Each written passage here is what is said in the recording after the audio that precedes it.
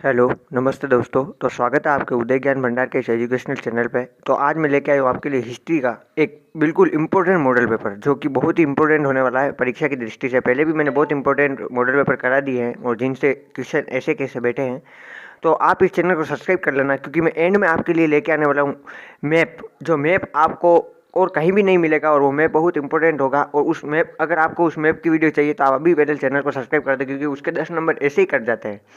और मैंने भी पहले पेपर दिया हुआ है, मैंने 90% आए हैं, पूरी स्कूल टॉप करी है मैंने।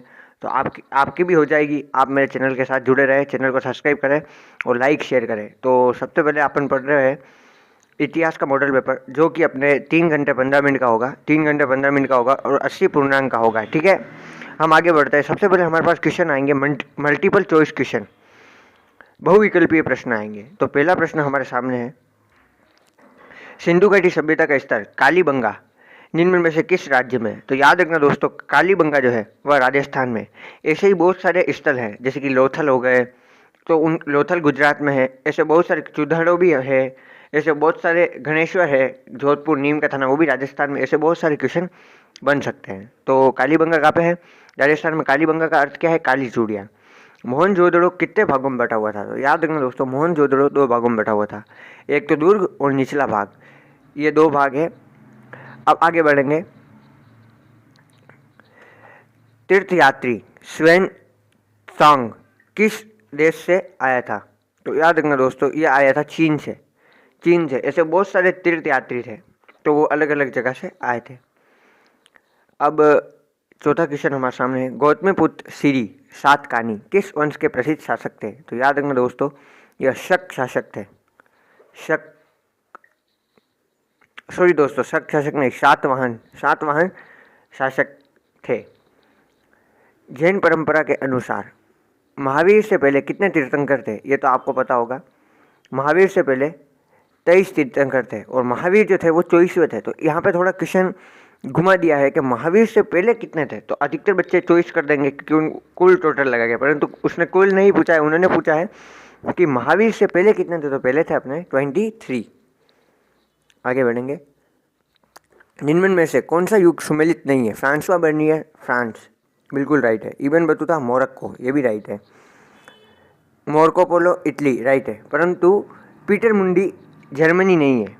पीटर मुंडी जर्मनी नहीं है, यह गलत है। वे अंग्रेज थे। पीटर मुंडी जो थे वे अंग्रेज थे। ओके, आगे बढ़ेंगे। Travels in the Mughal empire, travels in the Mughal empire किसने लिखी? इसका यह ग्रंथ किसने लिखा था? तो याद रखना दोस्तों, फ्रांसवा बर्नियर जो है उन्होंने travels in the Mughal empire लिखी थी। आगे बढ़ेंगे। इब्न बतूता को किस शहर का काजी और न्यायाधीश नियुक्त किया था? तो याद रखना दोस्तों, दिल्ली। दिल्ली का काजी और न्यायाधीश नियुक्त किया था। आगे बढ़ेंगे। विजयनगर साम्राज्य की स्थापना किस वर्ष में हुई? विजयनगर साम्राज्य की स्थापना किस वर्ष में हुई? तो याद रखना दोस्तों, 1336 में। 1336 में विजयनगर साम्राज्य की स्थापना हुई। किसने करी?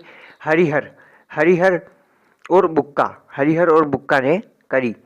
ओके, अब हम नीचे बढ़ रहे हैं। यवन शब्द का प्रयोग किन के लिए किया गया? यवन शब्द का प्रयोग किन के लिए किया गया? तो याद रखना दोस्तों, यूनानियों के लिए। यूनानियों के लिए यवन शब्द का प्रयोग किया गया। आप वीडियो को पूरी देखें, क्योंकि नीचे और भी इम्पोर्टेंट बातें आने वाली हैं। बंगाल में इस्तमरारी बंदोबस्त कब लागू हुआ? इस्तमरारी बंदोबस्त बंगाल में सन 1793 में लागू हुआ।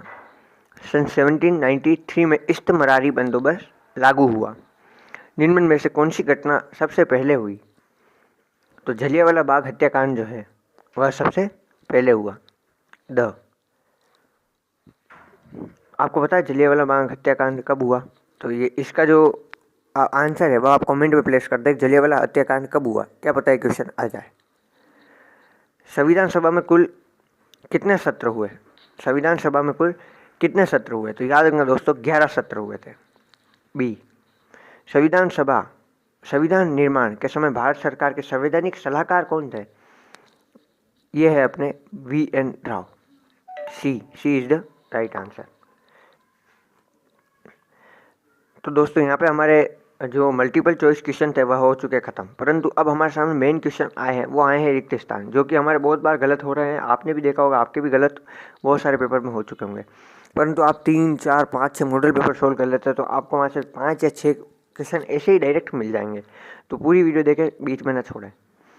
सिंधु घाटी सभ्यता में बाँट सामान्य नामक पत्थर से बनाए जाते थे। तो याद रखना दोस्तों, बाँट जो थे वो चर्ट पत्थर से बनाए जाते थे। कौन से पत्थर? चर्ट पत्थर से बनाए जाते थे। ये पहले का आंसर है। दूसरा क्वेश्चन, मंदसौर को पहले के नाम से जाना जाता था। मंदसौर को पहले किस नाम से जाना जाता था? तो याद रखना दोस्तों, दशपुर के नाम से, दशपुर के नाम से जाना जाता था। ठीक है। दर्शन के अनुसार विश्व अनित्य है और लगातार बदल रहा है। तो बौद्ध दर्शन के अनुसार, कौन से दर्शन के अनुसार? बौद्ध दर्शन के अनुसार विश्व अनित्य है और लगातार बदल रहा है। हम्पी के भग्नावशेष 1800 में अभियंता और तथा पुरातत्वविद द्वारा प्रकाश में लाए गए। तो इसका सही आंसर है कॉलिन मैकेंजी के द्वारा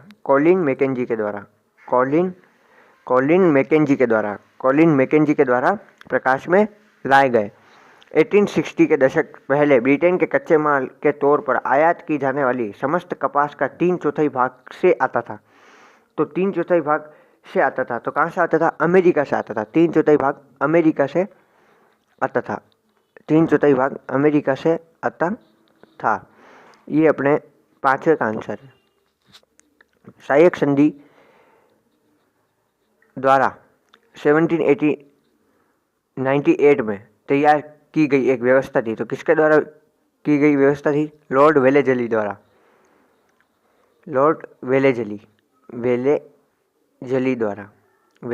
द्वारा। ठीक है। अब हम आगे बढ़ रहे हैं। 13 दिसंबर 1946 को ने संविधान सभा के सामने उद्देश्य प्रस्ताव रखा था। किसने रखा? सबको पता होगा, तो जवाहरलाल नेहरू ने, पंडित जवाहरलाल नेहरू ने। ओके, अब हम आगे बढ़ रहे हैं। आगे हमारे सामने अब इम्पोर्टेंट क्वेश्चन वापस आए हैं, जो है अति लघुरात्मक प्रश्न। तो ऐसे बहुत सारे प्रश्न अब हमारे सामने आ गए हैं।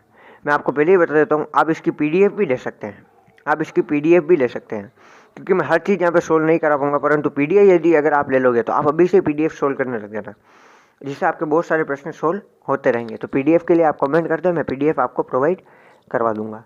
आगे चलते हैं। आप कैसे कह सकते हैं कि सिंधु घाटी सुदूर क्षेत्र में भी संपर्क था? तो अब ये जो क्वेश्चन है वो सब आपको ही सोल्व करने हैं, और इसके लिए आपको क्या करना पड़ेगा? PDF लेके आप सोल्व कर सकते हैं। अभी आप वीडियो को बंद मत करिए, मैं आपके लिए एक एंड में नीचे मैप लेके आया हूँ, वो मैप बहुत इंपॉर्टेंट है। ये सब आप PDF ले लें और सोल्व कर लें, और इन क्वेश्चनों को देख लें आप एक बार।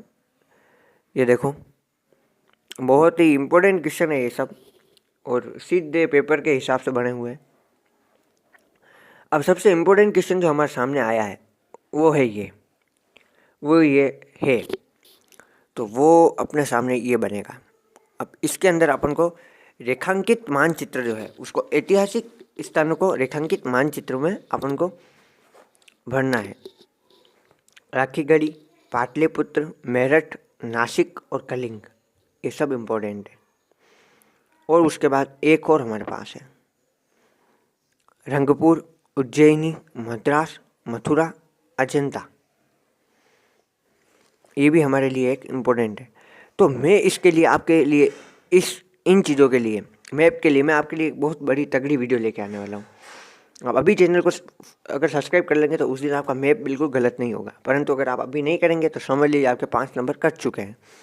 तो मैं आपको एक बात और लास्ट कहने वाला हूँ, आप चैनल को सब्सक्राइब नहीं कर रहे हैं, और आप चैनल को सब्सक्राइब जरूर कर लें, और लाइक शेयर कमेंट भी ज़रूर कर लें। धन्यवाद दोस्तों।